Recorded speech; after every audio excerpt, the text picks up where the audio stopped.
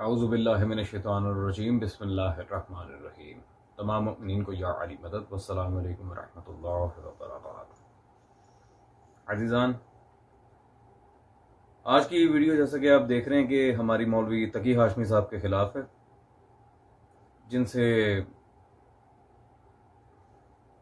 हाल ही में एक छोटी सी कन्वर्सेशन हुई थी इज्तिहाद वगैरह तमाम मामलात पे। और मैं तो खैर सवाल पूछता रह गया, लेकिन यही टाल मटोल से काम लेते रहे कि जी आपके सारे दलाइल का जवाब अगली नशिस्त में देंगे, आपके सारी बातों का जवाब अगली नशिस्त में देंगे, अगली नशिस्त। और वो अगली नशिस्त अल्हम्दुलिल्लाह ताज़हूर साहिबुज़्ज़मान आएगी ही नहीं, इसमें जवाब होगा। खैर, तो आज की हमारी जो वीडियो है, इनके बनाए गए कुछ क्लिप्स को हम तक पहुंचाया गया और उसके जवाब में हमें दलाइल रखने हैं। और इंशाअल्लाह तबारक व तआला दुनिया को ये पता चलेगा कि ये लोग किस तरह डबल पॉलिसी खेल कर जो तहरीफात कर रहे हैं दीन में और अवाम को गुमराह कर रहे हैं, वो कैसे एक्सपोज होता है। खैर, वक्त ज़ाया किए बगैर चलते हैं इनकी वीडियोस की तरफ, और फिर वन आफ्टर द अदर हम जवाबात भी सामने रखेंगे। कोई शक नहीं कर सकता। अगर कोई कहता है कि नहीं जी हम इस अक्ल इंसानी को नहीं मानते, तो उसे कम अज़ कम जो है वो अपनी जो हदीस की मशहूर किताब है अल-काफ़ी, उसका पहला बाब जो है हदीस का, जिसका नाम ही किताबुल अक़ल है, किताबुल अक़ल वल जाल, वहाँ पे तकरीबन अक़ल के फ़जीलत के बारे में 33 अहादीस मौजूद हैं, यानी 30 से ज़्यादा अहादीस वहाँ पे मौजूद हैं।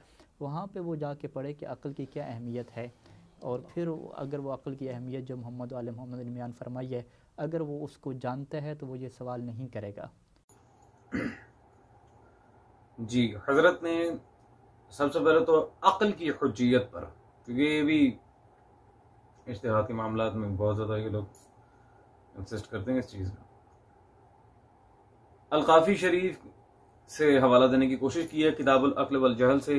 तो उसमें पहले तो मैं आपको ये बता दूं कि गुज़िश्ता वीडियोज़ में हमने साबित किया था कि इनकी तरफ से आने वाला जो सारा मामला इज्तिहाद है, वो सब क्या हुआ, किस तरह हुआ, कैसे सारे मामलात हुए, और अहले सुन्नत की शरीयत को उन्होंने कैसे दीन में दाखिल किया। खैर अजीज़ान, वो ढक्कू साहब के खिलाफ जो वीडियो थी उसमें तफसील है इस बात की।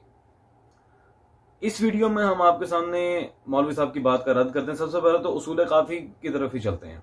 ये मेरे हाथ में मतबूआ बैरूत लबनान अजीज़ान मौजूद है, उसूल काफ़ी। अल-काफ़ी शरीफ में किताब अक़ल वल जहल में ही जब हम चलते हैं, बाब फज़ल इल्म में सफ़ा नंबर 36 पर बाब नंबर 14 की हदीस नंबर 5, यहाँ पे इसलिए मैंने लास्ट टाइम भी कहा था हजरत से कि जनाब फ़क़ीह की तारीफ कर दें, फ़क़ाहत पर बाद में बात होगी, पहले आप फ़क़ीह की तारीफ कर दें कि मासूम ने क्या कहा था। खैर, तारीफ को छोड़ते हैं फिल वक्त और ये देखते हैं कि मासूम ने फ़क़ीह के ऊपर जो जिम्मेदारी डाली वो क्या है। यहाँ वाज़ेह हदीस मौजूद है जो मौला सादिक रिवायत कर रहे हैं, अन अबी अब्दिल्लाह सल्लल्लाहु अलैहि क़ाल क़ाल रसूलुल्लाह सल्लल्लाहु अलैहि वसल्लम, रसूल खुदा की हदीस नकल कर रहे हैं मौला सादिक, अल फ़ुक़हा उमना रसूल अल फ़ुक़हा। जैसा कि इन्होंने भी अपनी वीडियो में कहा था कि जी सारे फ़ुक़हा, सारे लोग, हर कोई इस कैटेगरी में नहीं पहुंचता। मासूम ने भी अल फ़ुक़हा यानी मारिफे का इस्तेमाल करते हुए फरमाया, खास फ़ुक़हा रसूलों के अमीन हैं, अमानतदारे रसूल होते हैं।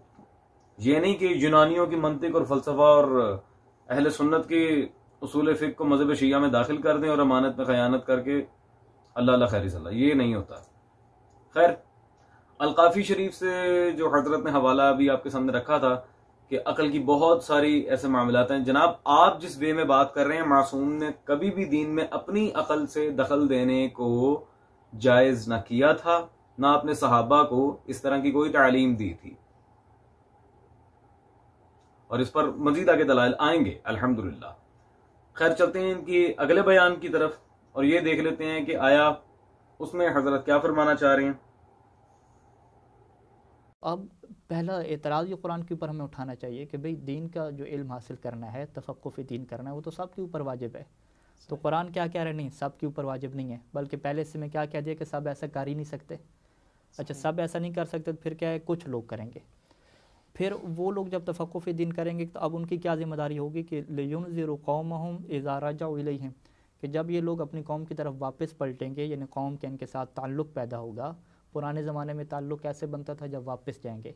आज के ज़माने में ताल्लुक़ कैसे बनता है, बस व्हाट्सअप पे आपका रब्ता मौजूद है तो रुजू हो गया। तो जब कौम का आपके साथ रुजू होगा तो अब ये लोग क्या करेंगे, वलयुनज़ुरू, उनको क्या करेंगे, तंबीह करेंगे, उन्हें हलाल और हराम के बारे में आगाह करेंगे, मुतवज्जे करेंगे। और क्यों मुतवज्जे करेंगे, कि शायद कि वो लोग खशियत खुदा पैदा करें और मुतवज्जे हो जाएं। अब इस आयत में सबसे पहले ये सवाल पैदा होता है कि अल्लाह ने ये निज़ाम मरजियत खुद ही रख दिया। नाउज़ुबिल्लाह मिन ज़ालिक। पहली बात तो ये है कि मौलवी तकी साहब, आप अपने ही अकाबरीन के बनाए हुए उसूल ज़वाबित को तोड़ रहे हैं, जो कि हमने अल्हम्दुलिल्लाह लाइव कन्वर्सेशन में भी, डिबेट तो मैं कहूँगा नहीं कि you don't know the rules and regulations of debate, आपको मुनाजरे से क्या गर्ज। आपने लाइव कन्वर्सेशन में यानी मुकालमे में भी इस तरह की बहुत सारी बेढंगी और बेदलीली बातें करने की कोशिश की थी और अपने ही अकाबरीन के उसूल ज़वाबित पर आप पूरे नहीं उतर रहे थे। आयत की गलत तशरीह आपने की और इस आयत से ये लफ्ज़ तफ़क्को पर जो आप जोर डाल रहे हैं और इससे इल्म उसूल फ़िक़्ह साबित करने की दरपे हैं, इन तमाम बातों का रद्द आप ही के अकाबरीन की किताबों से हम किए देते हैं। और निज़ाम मरजइयत पर जो आपने अल्लाह पर झूठ बांधा है माज़अल्लाह के, कुरान में अल्लाह निज़ाम मरजइयत दे रहा है, कौन सी ऐसी सरी नसे आयत आपके पास आ गई है, कौन सी ऐसी सरी नसे कुरानी आई है आपके पास भी के पास, जिसमें अल्लाह निज़ाम मरजइयत की बात कर रहा है? उस खुदा का खौफ करें। बल्कि इस आयत में तो आप लोगों का रद्द आ रहा है, दलील मैं के दे रहा हूं उस बात पर। सबसे पहले तो उसूल की तरफ चलते हैं। ये आपके आयतुल्लाह खुई साहब, उनकी तफसीर मेरे हाथ में मौजूद है, अल बयान। इसमें सफ़ा नंबर 404 पर मरहूम अबुल कासिम खुई तफसीर के लिहाज से क्या लिखते हैं, कहते हैं इन आयात और रिवायात से बात वाज़ेह हो जाती है कि तफसीर कुरान के सिलसिले में मुफस्सिरीन की ज़ाती राय पर अमल करना जायज़ नहीं है, जैसा कि आपने किया है माशाल्लाह। किसी मासूम का फरमान नहीं दिखाया इसकी तफसीर में कि क्या है। ये मुफस्सिर को सही मसलक आदमी हो या ना हो, क्योंकि ज़ाती राय पर अमल करना इत्तिबाए ज़न है जो हक से बेनियाज कर सकता है। अल्हम्दुलिल्लाह।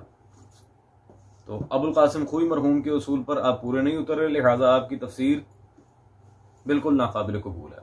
खैर अजीजान, इन्हीं के मसलक के बहुत बड़े एक नामवर शख्सियत है मोहम्मद हुसैन ढक्कू साहब। ये उनकी तफसीर मेरे हाथ में मौजूद है, फैजानुर रहमान, जिल्द नंबर 4, ढक्कू साहब की।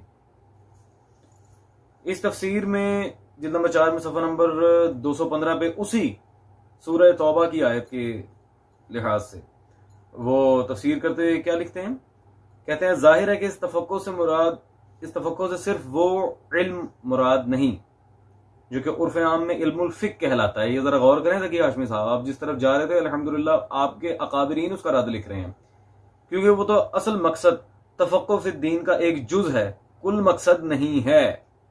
सिर्फ इश्तिराक लफ्जी की वजह से ये गलत फहमी आम हुई है। आपकी पूरी की पूरी बयान करदा तफसीर को आपके अकाबरीन गलत फहमी कह रहे हैं, जिसकी वजह से मुसलमानों की मजहबी तालीम में कई खराबियां पैदा हुई और आज नतीजा ये निकल रहा है कि मुसलमानों की दीनी तालीम हो या उनकी जिंदगी वो रूह दीन से खाली और महज बेजान जाहिरदारी बनकर रह गई है। अल्लाह अकबर।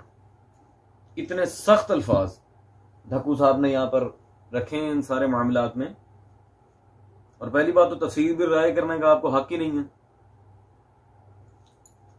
खैर अजीजान, निज़ाम मरजइयत की हकीकत क्या है, इससे मुराद क्या सारे मामलात हैं, लफ्ज़ रुजू किस तरफ लेकर जाता है और क्या तकलीद और रुजू में फ़र्क है, इससे मुराद मुहद्दिसीन की तरफ जाना है या इनके उसूल फ़िक़्ह पढ़ाने वाले मुज्तहिदीन हजरात की तरफ। इस बात को अब हम हदीस से और इनके मुज्तहिदीन की बयान करदा शरह से आपके सामने रख देते हैं। सबसे पहले तो हम चलते हैं शेख सदूक रिज़वानुल्लाह ताला अलैहि की किताब, ये मतबूआ ईरान कुम मेरे हाथ में मौजूद है, कमालुद्दीन व तमामुल निअमा। कमालुद्दीन में सफ़ा नंबर 440 पे जो साहिबुज़्ज़मान सलवातुल्लाह अलैहि की तौक़ीय मुबारक के अल्फाज थे, मैं मिन्नोवान आपको पढ़ा रहा हूँ और मैंने खुद जानबूझकर कमालुद्दीन का हवाला इसलिए रखा है ताकि जो बिल्कुल बुनियादी जहां से ये तौक़ियात सादर हुई हैं वहां से बात हो। मौला फरमाते हैं व अम्मल हवादिसुल वाक़िअतु फरजिउ फीहा इला रवात हदीसना, व अम्मल हवादिसुल वाक़िअतु फरजिउ फीहा इला रवात हदीसना। गैबत में पेश आने वाले हवादिस व वाक़ियात में राविये हदीस की तरफ रुजू करना है। किसी मौलवी के पास जाके उसका सेल्फ ओपिनियन नहीं पूछना, मुहद्दिस की तरफ रुजू करना है। इला रवात हदीस ना, ये तो मतने तौक़ी से बात अल्हम्दुलिल्लाह अज़ीज़ान आपके सामने वाज़े। और आगे मौला फरमाने फ़इन्नहुम हुज्जती अलैकुम व अना हुज्जतुल्लाहि अलैहिम, वो मेरी तरफ से तुम पर हुज्जत हैं। अल्हम्दुलिल्लाह ये सरकार कुलैनी, शेख सद्दूक, अल्लामा मजलिसी, इन मुहद्दिसीन की बात हो रही है। ये बिल्कुल आप पर दो टोक वाज़े बात आ गई है। लेकिन अजीजान फिर ये कहेंगे कि नहीं जी, इससे वो मामला साबित नहीं हो रहा जो आप कहना चाह रहे हैं, यहां मुहद्दिसीन का इख्तियार नहीं है। मैं पहले ही कह चुका हूं कि निज़ाम मरजइयत की असल क्या है वो हमें यहां देखने की जरूरत है। अब इस पर मजीद तशरीह के लिए कि आयत, तकलीद और रुजू में क्या फर्क है, मैं लाइव वीडियो में जो हवाला मैंने दिया था मैं उसी को दोहरा देता हूं, जो इनके कोर्सेज में बाकायदा शामिल है। अनवारुल उसूल फी मालूमुल उसूल, ये मेरे हाथ में मौजूद है, मतबूआ ईरान। इसमें सफ़ा नंबर 306 पर उन्होंने तफसील लिखी है तकलीद और रुजू के दरमियान फ़र्क की, और लिखते हुए यहाँ पर जनाब जमालुद्दीन अबू मंसूर लिखते हैं, दूसरे के कौल पर बगैर दलील की अमल करना तकलीद कहलाती है, जैसा कि कोई जाहिल किसी मुफ्ती से मसला हासिल करे या एक मुज्तहिद आलम से कोई मसला दरियाफ्त करे। खैर, तफसील बयान करते हुए आगे वो यहाँ पर बात करते हैं। अब रहा यह मसला कि आमी का किसी मुफ्ती की तरफ रुजू करना भी तकलीद है या ना, यहां से मसला वाज़े हो रहा है। बाज कायल है, जैसा कि लाइव लेक्चर में भी वहां उन्होंने अरबी इबारत कोड की, वहां वाज़े लिखा था लई से तकलीद, वो तकलीद नहीं है। सेम यही बात यहाँ पे लिखी है, बाज कायल है ये तकलीद नहीं, बल्कि मुफ्ती कौल खुदा और रसूल सल्लल्लाहु अलैहि वसल्लम बयान करता है, जिसमें किसी को चूं चरा करने की जरूरत नहीं। आगे इनके मसलक के मुतरजमे किताब इनके हुज्जतुल इस्लाम बिलाल हुसैन जाफरी साहब ने हाशिया यहाँ पर लगाए, ब्रैकेट में लिखते हैं जैसा कि मसलक के अखबार में है। तो अल्हम्दुलिल्लाह रुजू से अखबारियत साबित हो रही है, ना कि इनका मसलक। खैर अजीजान, ये फर्जिउ फीहा इला रवात हदीसना जो तौक़ी में मौला के अल्फाज हैं उसी को कोट करके ये अपने निज़ाम मरजइयत को आगे लेकर जा रहे हैं। खैर कुरान से जो उन्होंने माज़अल्लाह सुमा माज़अल्लाह तफ़क्कुह फ़िद्दीन का गलत एक तसव्वुर पेश करने की कोशिश की थी, ना तो अबुल कासिम खुई के उसूल पर पूरे उतर रहे हैं, और इनके अपने घर के मुफस्सिर मौलवी मोहम्मद ढक्कू साहब, उन्होंने दो टोक अल्फाज में इस चीज की तरदीद कर दी अपनी तफसीर में, बिल्कुल वाज़ेह तरदीद। ये मैं नहीं कह रहा, ये आपके मुज्तहिदीन हजरात फरमा रहे हैं। खैर चलते हैं मजीद इस हदीस की तशरीह की तरफ जो मौला की तौक़ी में आई है। ये मेरे हाथ में किताब मौजूद है जी, इनके शार नज़्जुल बलागा हुसैन अली मुंतजरी, उनकी किताब मेरे हाथ में मौजूद है जी, विलायत फ़क़ीह। ये किताब का टाइटल देख लें, आपको खुद ही पता चल जाएगा माशाल्लाह किस मौजू पर है। इसके सफ़ा नंबर 409 पर छठा अम्र वही वामल हवादिसुल वाक़िअतु फरजिउ फीहा इला रवात हदीसना, वही उसी हदीस के बारे में उन्होंने लिखा है।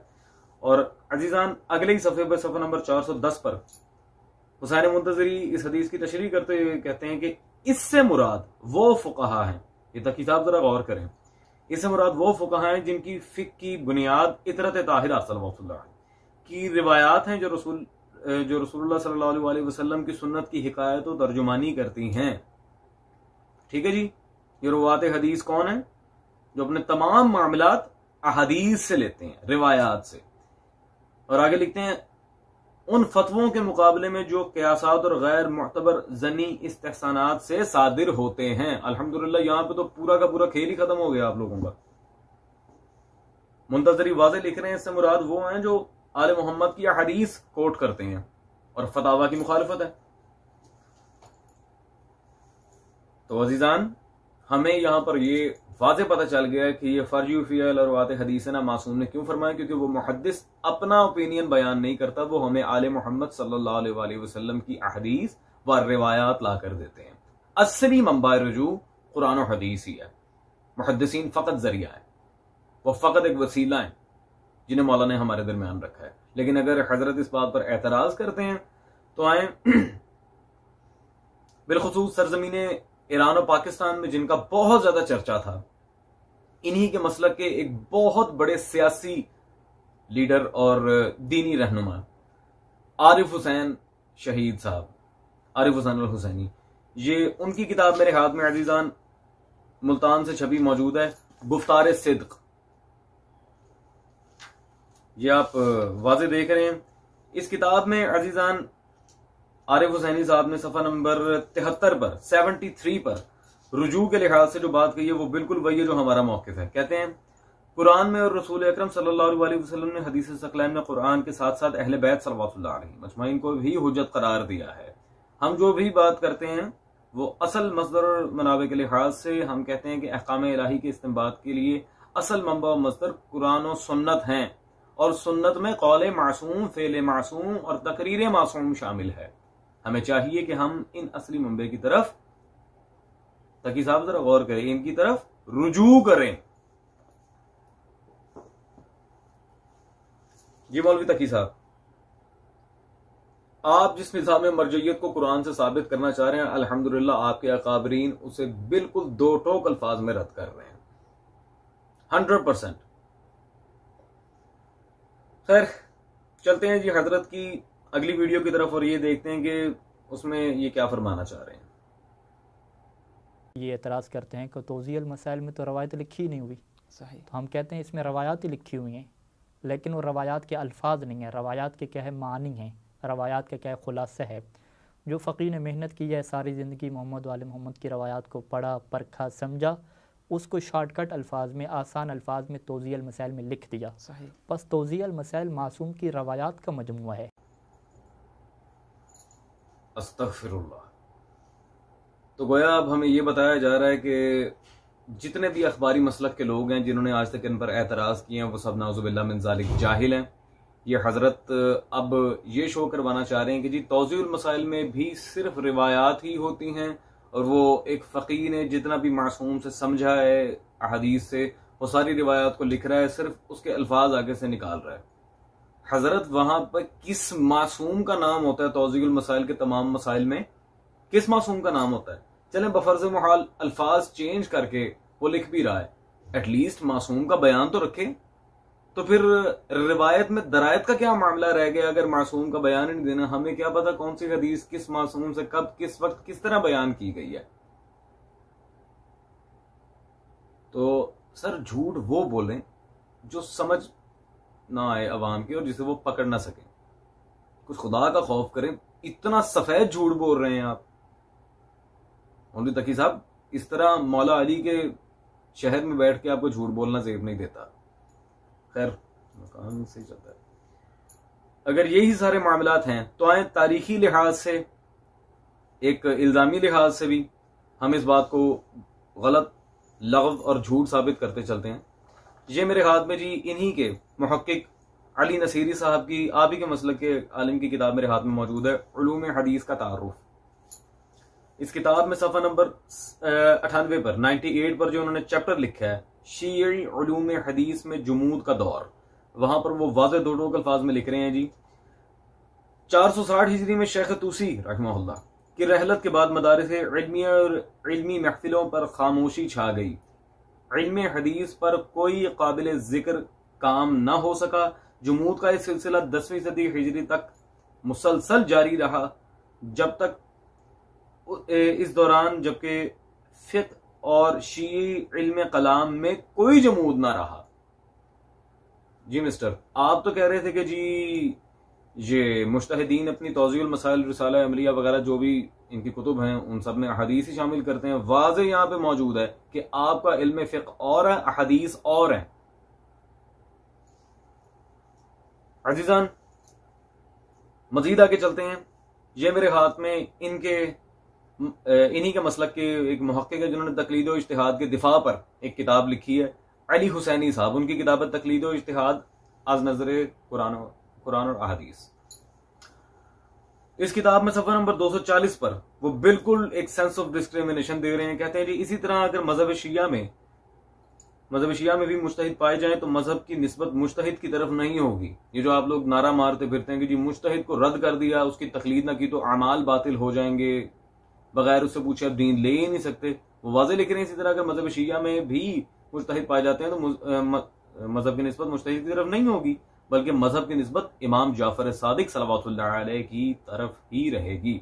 और मुज्तहिद की खताए इज्तिहादी से यह भी लाजिम नहीं आता कि सिरे से इस मजहब की तालीमात ही को मशकूक करार दे दिया जाए। माशाल्लाह, दो टोक अल्फाज में आप ही के घर के मुहक्किक और उलमा सारे आपके उलमा हैं। मैं अपनी बात तो कर ही नहीं रहा, ना किसी अखबारी मुहद्दिस की किताब से कोई मामला आपके सामने रख रहा हूं, सारे आपके मुहक्किक हैं। और ये तो किताब ही वही है जो तकलीद और इज्तिहाद के दिफा पर लिखी गई है। अगर मुज्तहिदीन अपनी तौज़ीआतुल मसाइल में मासूमीन ही की रिवायात लिखते हैं तो खता इज्तिहादी का क्या इम्कान आ गया अंदर? जी तकी साहब मुझे बताएं, अब मैं आपकी मानूं, आपके अकाबिर मुहक्किकीन की मानूं, मैं किसकी मानूं? वो दो टोक अपनी इस किताब में जो उन्होंने लिखी दर दिफाए तकलीद है, वाज़ेह दो टोक अल्फाज में खता इज्तिहादी मुज्तहिदीन के सामने रख रहे हैं और बिल्कुल दो टोक मौकिफ दे रहे हैं कि मजहब की निस्बत किसी मौलवी की तरफ नहीं जाती, ना ही ऐसा कोई सीन है। तो आपका झूठ अल्हम्दुलिल्लाह पकड़ा गया। और खता इज्तिहादी के लिहाज से मजीद जो आगे इकसाम आती हैं, खता इज्तिहादी मुफस्सिल क्या होती है, खता इज्तिहादी मुनकिर क्या होती है, खता इज्तिहादी मुकर्रर क्या होती है, इसमें जरा फर्क मुझे बताइएगा करके, मेरी तरफ से आप पर कर्ज है। और मोस्ट इंपॉर्टेंट पॉइंट अजीजान, अगर मुज्तहिदीन हजरात अपनी किताबों में तौज़ीआतुल मसाइल ही लिखते हैं तो हमें इख्तिलाफ ही क्या होता? बीके पाठ अपनी किताबों में अगर तौज़ीआतुल मसाइल में वो अहदीस, रिवायात, मासूम के अक़वाल, मासूम की तकारीर, यही सब कुछ लिखते हैं, हमें किस बात का इख्तिलाफ था? फिर हम तो चुप करके रुजू कर लेते। नहीं लिखते तो हम मुखालिफत करते हैं बंदा खुदा, वरना अगर फकत इल्म की बुनियाद पर आप बात कर रहे हैं तो इल्म तो अपने दौर के बड़े बड़े नवासे उलमा के पास भी था। इब्ने तैमिया, इब्ने कसीर, इब्ने क़य्यिम, बहुत सारे ऐसे उलमा थे। आप उनकी तकलीद क्यों नहीं कर लेते? आप उनके फतावा पर अमल क्यों नहीं करते? तो जवाब ये आएगा, अकीदे का फर्क है। अल्हम्दुलिल्लाह वो भी यही है। खैर, अगर मुज्तहिदीन हजरात अपने रिसाले अमलिया में, कुतुब इस्तिफ्ता में, तमाम जितने भी इनके कुतुब हैं, तौज़ीउल मसाइल, मिनहाजुस सालिहीन, सब में वो अहदीस ही लिखते हैं, तो ये क्या है? जामिया हदीस शिया ये क्या है? अगर वो अपनी किताबों में, अपने तमाम कुतुब फतावा में मासूम ही की रिवायात लिख रहे हैं तो फिर ये क्या है? अब वो तो मैं साबित कर चुका इन्हीं के उलमा की किताबों से कि कोई ऐसा मसला नहीं है। इनकी उसूल फिक वगैरह जो भी मामला था वो और हैं, अहदीस और हैं। तो ये जामिया हदीस शिया ये क्या है फिर?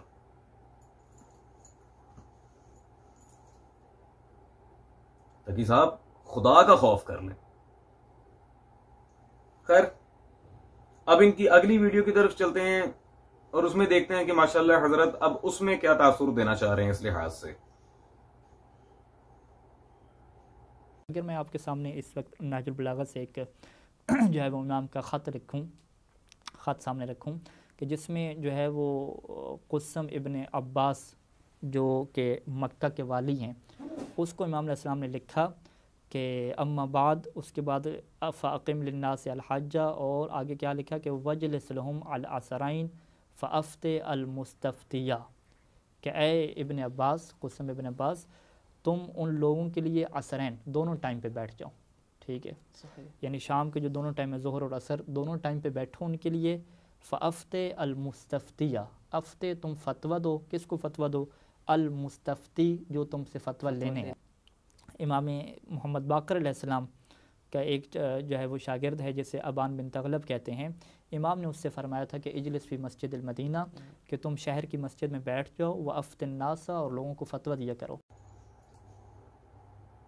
अच्छा जी, अस्तगफिरुल्लाह, झूठ इस नहज पे पहुंच जाएगा मैंने कभी सोचा नहीं था। खैर, मौलवी तकी साहब के कुछ दलाइल, बल्कि दलाइल हैं ही नहीं माशाल्लाह, कुछ बातें नई हैं और कुछ रिपीटेड है, क्योंकि दलील इन बेचारों के पास होती नहीं, सब रिपीटेड मामला ही चलता है। जब इन्हें कुछ ना मिला तो इन्होंने नाउज़ुबिल्लाह मिन ज़ालिक मौला अली और मौला सादिक और मौला बाकिर के असहाब पर अटैक करना शुरू कर दिया। माज़अल्लाह उनके सहाबा पर ये इल्ज़ाम लगाना शुरू कर दिया कि वो भी फतवे दिया करते थे। सबसे पहले तो इन दिस कॉन्टेक्स्ट इन्होंने नहजुल बलागा से खत पढ़ा जनाब कुसम इब्न अब्बास के लिहाज से कि मौला अली ने उन्हें कहा था तुम फतवा पूछने वालों को फतवा दिया करो, ये है वो, तो गुजारिश ये है जनाब कि शुरुआती दौर शीयत में अहदीस मासूमीन सल्लल्लाहु अलैहि मजमईन को फतवा कहा जाता था। इसकी दलील मैं आप ही के घर के उलमा की किताबों से दूंगा। सबसे पहले तो जनाब कुसम इब्न अब्बास की हम शख्सियत पर बात कर लें कि आया वो थे क्या।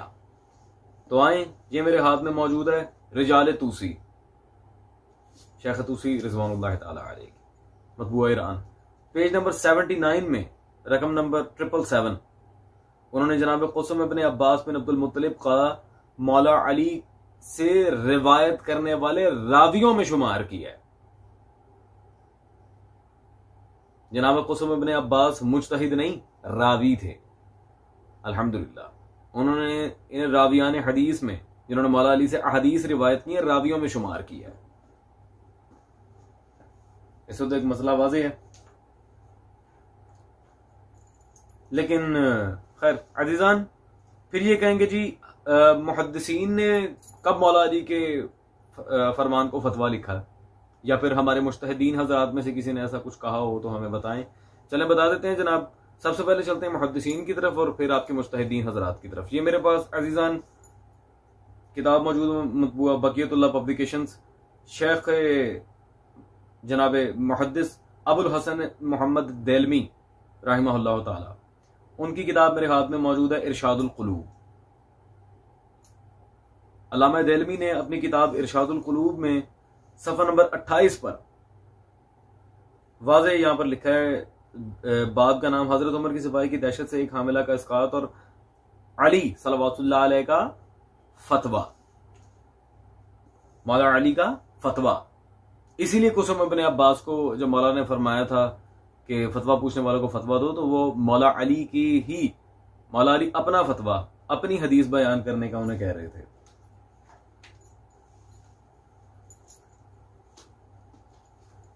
अजीजान, इसी तरह जनाब हुसैन अल अमीनी मुहक्किक, उनकी किताब मेरे हाथ में मौजूद है शीयत का मुकदमा। ये भी इन्हीं के मसलक के हैं तकरीबन। इन्होंने भी सफ़ा नंबर 115 पर मौला अली के बारे में लिखा है कि सच तो ये है कि सैयदना अली सल्लल्लाहु अलैहि फिक, तफसीर, फतवा और क़ज़ा के सिलसिले में हुज्जतुल मुस्लिमीन हैं। किसके सिलसिले में? फतवा। तो मौला अली के फरमान को क्या कहा जाता है जी? फतवा। खैर आए जी, एक और आपको इस बारे में दलील दे दें जी। मुहद्दिसीन और बाकी मामला तो खैर हो गए।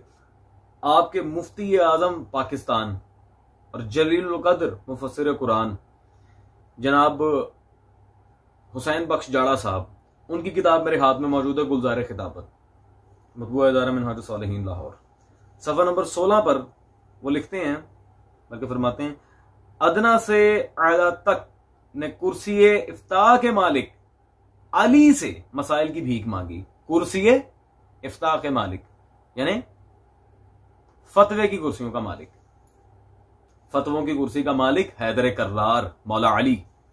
इसलिए जनाब कुसम इब्न अब्बास को मौला अली ने नहजुल बलागा में वाज़ेह फरमा दिया था। ठीक हो गया जनाब। खैर अजीजान, आगे इन्होंने नाउजुबिल्लाह मिन ज़ालिक अब जनाब अबान सलामुल्लाह अलैहि के लिहाज से बात करने की कोशिश की है और रिजाल निजाशी से, ये मेरे हाथ में मौजूद है रिजाल निजाशी मतबूआ बैरूत लबनान, इन्होंने मौला बाकिर की हदीस पढ़ी है जो जनाब अबान सलामुल्लाह अलैहि को मौला ने हुक्म दिया था। क्या जी? वही इजलिस फी मस्जिद मदीना वाफ्तिन नास, मस्जिद मदीना में चले जाओ और लोगों को फतवा दो, वाफ्तिन नास। इन्होंने इस चीज को पकड़ के जी जनाब अबान सलामुल्लाह अलैहि को माज़अल्लाह मुफ्ती बना दिया। सबसे पहली बात मैं ये करूंगा कि जनाब ये जो किताब है रिजाल निजाशी, इसका मौजू क्या है? रिजाल, रावियान हदीस। रिजाल निजाशी का मौजू क्या है? रावियान हदीस, रिजाल, रुवात। इसमें फतवा देने वालों का कहां जिक्र आ गया? और जैसा कि मैंने पहले कहा था कि गुज़िश्ता वक्त में मासूम के फरमान को फतवा कहा जाता था। अगर आप नहीं मानते तो आए मौला सादिक के दौर के मामलात के लिहाज से भी और मौला सादिक के बेऐन ही नाम से मौला बाकिर और मौला सादिक की सहाबी थे ना ये जनाब आबान। चलाएं उसी कॉन्टेक्स्ट में बात किए देते हैं। ये मेरे हाथ में आपके असातिज़ा में से एक बहुत बड़ा नाम है आपकी नजर में, मेरी नजर में नहीं, आफ्ताब हुसैन जवादी साहब। उनकी किताब मेरे हाथ में मौजूद है, मरकज मुतालियात इस्लामी पाकिस्तान से छपी है, सैफुल बारिक। ये आफ्ताब हुसैन जवादी साहब की किताब है। इसके सफा नंबर 374 पर वो क्या लिखते हैं, इमाम जाफर सादिक सलावतुल्लाह अलैह का फतवा। क्या लिख रहे हैं, इमाम जाफर सादिक का फतवा।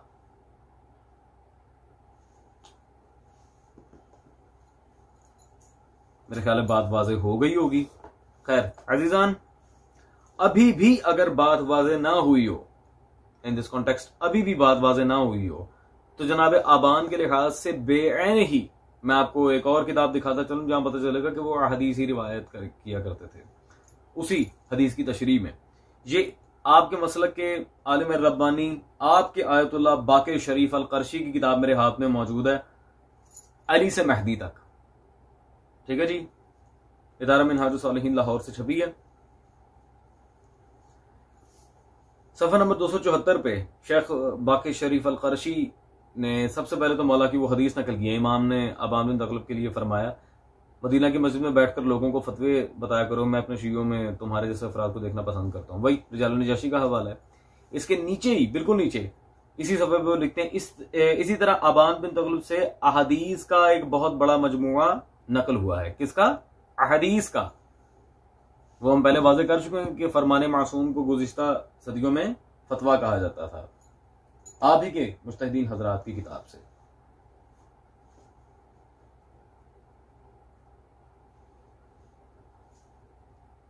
ठीक हो गया जनाब। तो जनाब आबान और कुसुम इब्ने अब्बास पर जो आपने इल्जाम लगाया है, सबसे पहले तो जाएं, नजफ में ही बैठे ना आप, मौला अली के हरम में जाएं, जाके माफी मांगे मौला अली से। इतना बड़ा इल्जाम मौला के सहाबा पर कि वो अपने पास से बातें करते थे माज़अल्लाह, वो भी आपके मुज्तहिदीन हजरात की तरफ फतवे दिया करते थे, नाउज़ुबिल्लाह मिन ज़ालिक। चलें मैं आपसे एक सवाल करता हूं फिर, जनाब कुसुम इब्ने अब्बास और जनाब आबान दोनों के लिहाज से, बल्कि और भी जो असहाब हैं हमारे आइमा के, बिलखुसूस मौला सादिक और मौला बाकिर के, जनाब अबू बसीर हैं, ज़ुरारा इब्ने आयुन हैं, इन सब के लिहाज से मैं सवाल करता हूं, इनकी वो फतवों पर मुश्तमिल किताब मुझे दिखाएं। बिस्मिल्लाह। अगर आपके नजदीक ये उसी तरह फतवा देते थे जिस तरह आज के मुज्तहिदीन, तो भाई जाहिर बात है मौला अपने असहाब को लिखवाया भी करते थे, वो मौला के पास बैठ के तमाम मामलात को नोट किया करते थे।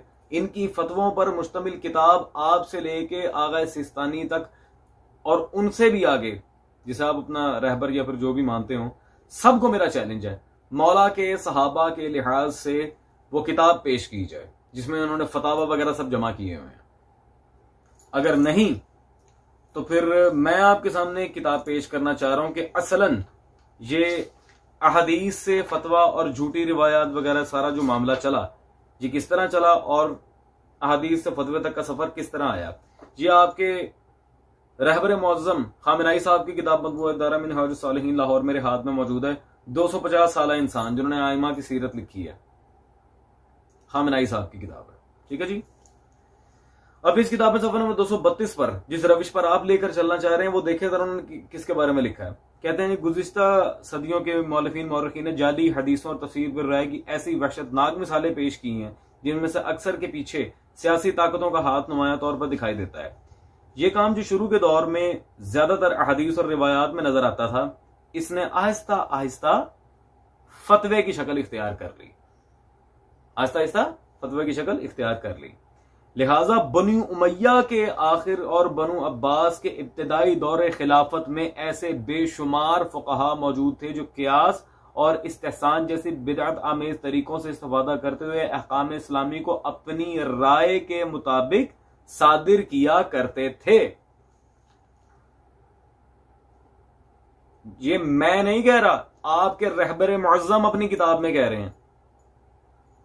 जी मौलवी तकी साहब, जनाब आबान हो, जनाब कुसुम इब्ने अब्बास हो, and many more like them, जितने भी हमारे मौला के मुकर्रब सहाबा हैं, उन सब की या उनमें से किसी एक की चले फतवे पर मुश्तमिल किताब आप पर दिखाना आपकी जिम्मेदारी है, बल्कि आपके तमाम मुज्तहिदीन और अकाबिरीन पर मैं जिम्मेदारी डाल रहा हूं। वरना जो रविश आपने माज़अल्लाह मौला के सहाबा पर नाउज़ुबिल्लाह मिन ज़ालिक फिट करना चाहिए, आपके रहबर मुअज़्ज़म आपके अली खामनाई अपनी किताब में वाज़े दो टोक अल्फाज में लिख रहे हैं कि ये तो बनी अब्बास और बनी उमैया की रविश है। झूठ, सफेद झूठ, फिर झूठ। खैर, चलते हैं जी इनकी वीडियो के अगले पार्ट की तरफ और ये देख लेते हैं कि मजीद इज्तिहाद को डिफेंड करने के लिए और अपने फुक़हा को बचाने के लिए ये क्या नई बात लेकर आए हैं। मैंने वाज़े तौर पे लिखा कि हम इसकी किसी रवायत को कबूल क्या नहीं करेंगे। तो अब आप इंसाफ से बताएं कि सादिक आले मोहम्मद जिस बंदे को झूठा कह रहे हो, उसको काफिर कह रहे हो, उसके ऊपर लानत भेज रहे हो, उसे कह रहे हो कि ये हमारी बात को जुठलाने वाला है और अल्लाह इसे गुमराह माशूर करेगा और अल्लाह ने इसका दिल उल्टा कर दिया है जिस तरह बर्तन को उल्टा कर दिया जाता है। तो क्या ऐसे बंदे की रवायत को लेके आप नेक फुकहा जो आले मोहम्मद को मानने वाले हैं, जो मोहम्मद आले मोहम्मद की विलायत को मानने वाले हैं, जो अबू बकर और उमर को अपना इमाम नहीं मानते, जो फकत मौला अली अलैहिस्सलाम को अपने इमाम मानते हैं, क्या उनके ऊपर आप ये रवायात इल्जाम के तौर पे डालेंगे कि इमाम आएंगे और इन्हें क्या कत्ल कर देंगे? अच्छा जी, तो अभी हजरत बदतमीजी करने पे उतर आए हैं मोमिनीन के साथ। क्या आप लोगों को देखना चाहिए, आपको पता ही नहीं है। मौला ने जिसे कज़ाब कहा है, बतरी फिरके के खिलाफ रिवायात हैं, कोई कायम ज़माना के फुक़हा को नहीं मारेंगे, वो तो जी उमर अबू बकर को अपना इमाम नहीं मानते, हम भी नहीं मानते, ये है वो है। इसमें मोमिनीन को नाउज़ुबिल्लाह इतना हकीर कहने की क्या आपको जरूरत पेश आ गई है मौलवी तकी साहब? रह गई हमारी बात कि हम ये कहते हैं कि कायम ज़माना आके इन फुक़हा को मारेंगे और ये सारा जो मामला है, हाँ कहा, पूरी तबीयत से कहा था, बिल्कुल कहा था, बिल्कुल 100% हमने कहा था। और इतने हकीर लहजे में बात करने से पहले आपको चाहिए था कि आप अपने फुक़हा की किताबों की तरफ रुजू कर लेते कि आया उन्होंने क्या कहा था। सॉरी, आपके मसलक में तो रुजू होता ही नहीं है, वो तो सारी की सारी अंधी तकलीद है। चलें ये भी देख लेते हैं कि आया आपके फुक़हा ने इस मसले में क्या लिखा है और क्या सारा मामला है। अभी क्लियर किए देते हैं आपके सामने। और मैं बड़े आपसे अदब से गुजारिश करूंगा, नेक्स्ट टाइम मोमिनीन के साथ इस हकीर लहजे में बात ना कीजिएगा। जस्ट नोट माई पॉइंट, वरना खुद जिम्मेदार होंगे हर चीज के। ठीक है जी, बतरी फिरके के बारे में कहा था। अच्छा, अल इरशाद की और एक आध और किताबों की रिवायत तो आपने पेश कर दी है, मजमा नूरैन वगैरह सब की। अब मैं आपको वो रिवायत दिखाना चाह रहा हूं, वो इबारत दिखाना चाह रहा हूं जिसे आपने जानबूझ के छुपाया। सैयद नेमतुल्लाह जज़ायरी रिज़वानुल्लाह ताला अलैहि की मतबूआ बैरूत लबनान किताब मेरे हाथ में मौजूद है, अनवार नौमानिया, जिल्द नंबर 2, साहिबुज़्ज़मान के अहवाल पर, सफ़ा नंबर 30 पर उन्होंने वाज़े दो टोक अल्फाज में यहां पर लिखा है। सर इतनी बड़ी ग्लासेस लगाई हैं, आपको ये इबारत नजर क्यों नहीं आती? आदाउहु मुक़ल्लिदतुल उलमाए अहलल इज्तिहाद, अहले इज्तिहाद उलमा और उनके मुक़ल्लिद साहिबुज़ ज़मान के दुश्मन होंगे। अदाउहु मुक़ल्लिदतुल उलमाए अहलल इज्तिहाद, ये इबारत क्यों नहीं नजर आई आपको? मौलवी तकी साहब इसके बारे में आपका क्या ख्याल है? खैर अजीजान,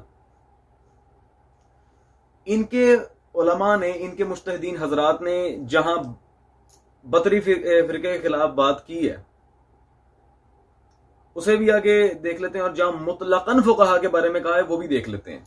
आए जी, सबसे पहले तो जी मैं आपके सामने पेश करना चाह रहा हूं किताब आपके शेखुल इस्लाम हजरत अल्लामा नजमुद्दीन तबसी, उनकी किताब हुकूमत महदी, ये मेरे हाथ में मौजूद है, मतबूआ दायरा मिनहाज सालिहीन। आप अपने अकाबरीन से गए, पहले अपने गिरबान में झांक कर देखें उन्होंने क्या लिखा है। सफ़ा नंबर 36 पर कहते हैं कि रसूल खुदा सल्लल्लाहु अलैहि वसल्लम फरमाते हैं, इस जमाने के फुक़हा बदतरीन फुक़हा होंगे। हाँ, भरपूर मामले में यहां मुजम्मत आ रही है और पूरी तबीयत से कहते हैं हम, बिल्कुल 100% कहा है। ये अपने मुज्तहिदीन के लिखे अल्फाज पर गौर करें। जो आसमान के ज़ेरे साया जिंदगी गुजार रहे होंगे, फितना और फसाद उनसे फैलेगा, इनकी बाज़गश्त भी इन्हीं की तरफ होगी। ठीक है जी, ये एक प्रूफ। अजीजान, अब दूसरा प्रूफ, ये तो खैर तारुफ के मोहताज ही नहीं है। अल्लामा तालिब जोहरी साहब, उनकी किताब मेरे हाथ में मतबूआ इमाम बार का बाबुल निशात कलूनी मौजूद है जी, अलामात ज़हूर महदी सल्लल्लाहु अलैहि, कायम ज़माना के ज़हूर की अलामात उन्होंने किताब लिखी है। इसमें सफ़ा नंबर 226 पर जहां उन्होंने टॉपिक रखा दीन और इल्म दीन, वहां पर बिल्कुल वाजे वो भी यही हदीस लिख रहे हैं, इस जमाने के फुकहा बदतरीन और शरीर तरीन फुकहा होंगे। सुभान अल्लाह। ठीक है जी।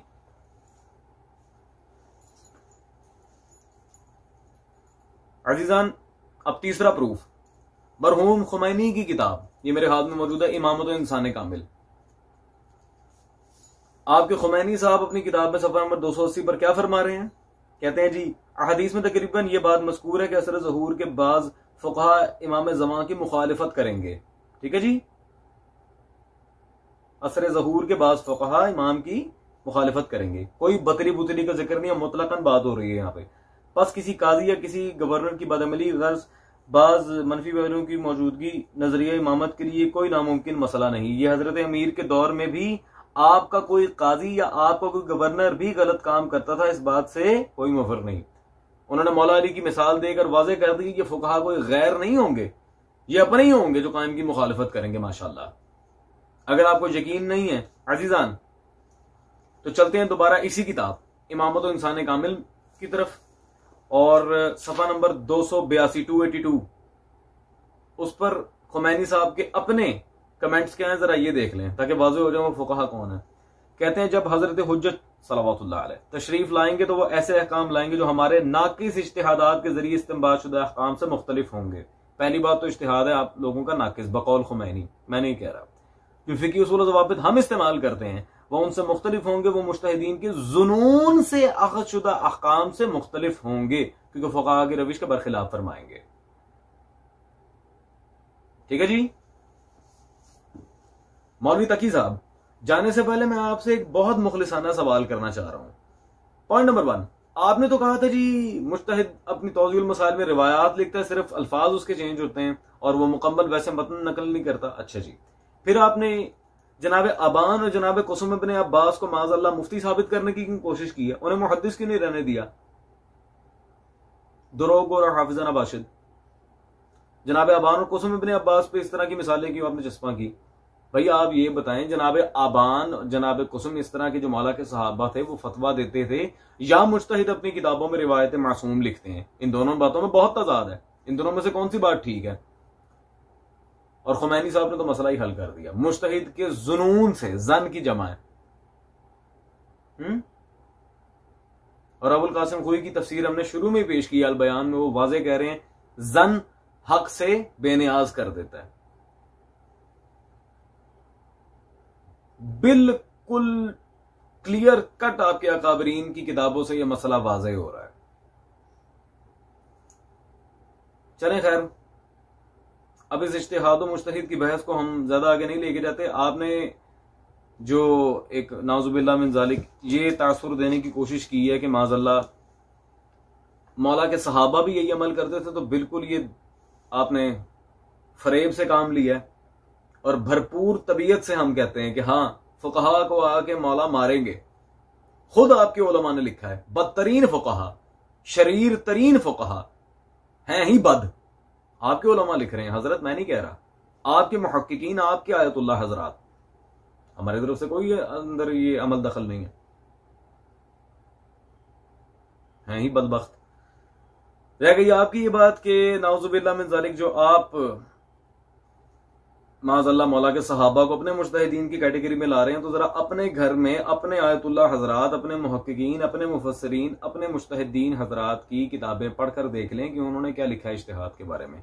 एक नमूना मैं आपको देता हूँ, ये मेरे हाथ में आपके मुहक्किक आयतुल्लाह मुर्तज़ा अस्करी साहब की किताब है मकतब इमामत व खिलाफत,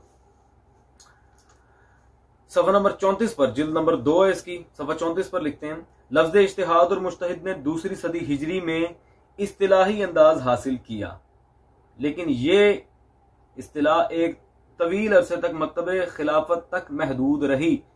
ठीक है जी, मजहब कातिलाने ज़हरा में, मकतब अहले बैत सल्लल्लाहु अलैहि मजमाइन में ये इस्तिलाह 5वीं सदी हिजरी के बाद राइज हुई। माशाअल्लाह, बहुत अच्छे। ये मौलवी तकी साहब, आप मौला के सहाबा को जिस पैरामीटर पे खड़ा करना चाह रहे थे, आप ही के घर के मुज्तहिद आज़म लिख रहे हैं कि ये तो 5वीं सदी हिजरी के बाद हुआ है। और फिर इन मुज्तहिदीन के इल्म उसूल फिक्र हों या जितनी भी इस तरह की इल्मुल कलाम, मंतिक, जो भी इस तरह की बातें हैं, whatever the hell it is, पहली बात तो आपके उलमा की किताबों ने वाज़ेह कर दिया कि आप ही के घर के अंदर बद लोग बैठे हैं, बदबख्त बदतरीन लोग, आपके उलमा ने लिखा, मैं नहीं कह रहा। ठीक है जी। अब इल्म, हम दुनिया को इल्म से या फिर हकीकी उलमा हक्का से दूर नहीं कर रहे, उलमा सू से ही दूर कर रहे हैं उनकी अपनी किताबों की नजर में। ये सारे बयानात आपके मुज्तहिदीन हजरात के हैं, मैं नहीं कह रहा। अब इल्म क्या है, इस बात को वाज़ेह करें आप ही के घर के आलिम की किताब से, और फिर इजाजत चाहते हैं। ये मेरे हाथ में मौजूद है जी, आपके मसलक के बहुत बड़े नामवर उलमा में से एक हैं जनाब अकीलुल गरबी साहब, उनकी किताब मेरे हाथ में मौजूद है, मतबूआ कराची, इल्म और इरादा। अकीलुल गरबी साहब की किताब मेरे हाथ में मौजूद है, इल्म और इरादा। इस किताब में सफा नंबर 50 पर अकीलुल गरबी साहब दर्स नंबर 2 में क्या फरमा रहे हैं, कहते हैं जी, इल्म तो वो है जिसमें शक का दखल ना हो, इल्म तो वो है जिसमें जहल का दखल ना हो, इल्म तो वो है जिसमें नादानी का कोई अंसर ना हो, इल्म तो वो है जिसमें इश्तिबाह कुरान ना हो। इसलिए मुज्तहिद और फकीह, ये गौर कीजिएगा जरा, मुज्तहिद और फकीह, आलिम का इल्म भी इल्म नहीं कहलाता, इल्म सिर्फ कौल मासूम है सल्लल्लाहु अलैहि। किसी मुज्तहिद, किसी आलिम, किसी फकीर की टका बराबर हैसियत नहीं है, इल्म है ही कौल मासूम। और ये भी मेरे कमेंट्स नहीं है, ये आपके आयतुल्लाह अकीलुल गरबी साहब फरमा रहे हैं अपनी किताब इल्म और इरादा में। जी मौलवी तकी साहब, अब आगे क्या बयान किया जाए मुझे समझ नहीं आता। और खुदारा कई दफा आपसे गुजारिश की है कि जब भी आप बात कर रहे हो किताब पास रखा करें। अल्लाह जाने कौन से खौजे में आप पढ़ रहे हैं, आपको ये नहीं पता कि जब भी किसी को गाइड करते हैं तो असली किताब सामने होनी चाहिए। सर इस तरह जो दीन में आप धींगा मुश्तियां फैला रहे हैं और ये कच्चियां मार रहे हैं, इस तरह कभी भी मामलात हैंडल नहीं होंगे। ठीक है। और आपके घर के उलमा ने बात वाज़ेह कर दी है कि मौला के सहाबा पर जो आप इल्जाम लगा रहे थे, इसके अलावा इल्म की गलत जो आपने माज़अल्लाह या मुमासलत दी है, रुजू के लिहाज से आपने गलती की है, आयत की गलत तफसीर पेश की है, बिल्कुल क्लियर कट एक एक चीज को हमने आपके सामने रख दिया। ठीक हो गया। I think that's all for today.